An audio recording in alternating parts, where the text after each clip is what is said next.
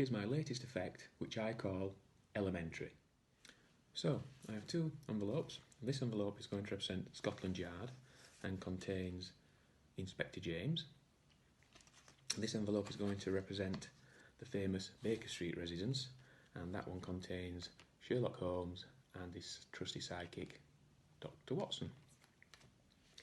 Now the other cards are mugshots of the great and good of Victorian England, all known criminals, petty thieves, etc. And you have a spectator select one of the criminals. So the cards are mixed by a spectator, and one of the cards is freely selected. So we will have this one as today's criminal. Now the cards are shuffled and the spectator's card replaced and mixed into the packet.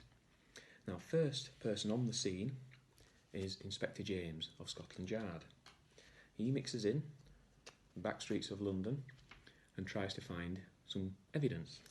Now, because he's in uniform, he quickly arouses suspicion, so he has to make a hasty retreat back to Scotland Yard to collate the evidence. In the meantime, Holmes and Watson get to hear about the crime, and they own in. Holmes and Watson mix in the back streets of London, trying to gather clues.